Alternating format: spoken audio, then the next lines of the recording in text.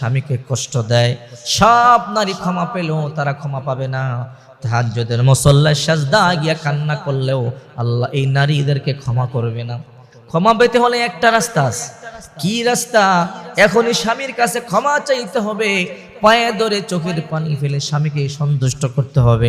2 number, জিনা বন্ধ করতে হবে, বেপরদা বন্ধ করতে হবে।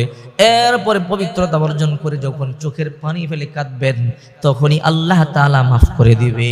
গুনাহ চলমান রেখে তওবা করলে ওই গুনাহ আল্লাহ মাফ করবে না। তওবার মূল উদ্দেশ্যই হলো আর পিছনে যা করছি সামনে আর করব না, খতম করে দিলাম, শেষ করে দিলাম। শর্মিন্দা হয়ে লজ্জিত হয়ে যখন তওবা করবেন, তখনই আল্লাহ তার তওবাটা কবুল করবে, নতুবা আপনার তওবা আল্লাহ কবুল করবে না।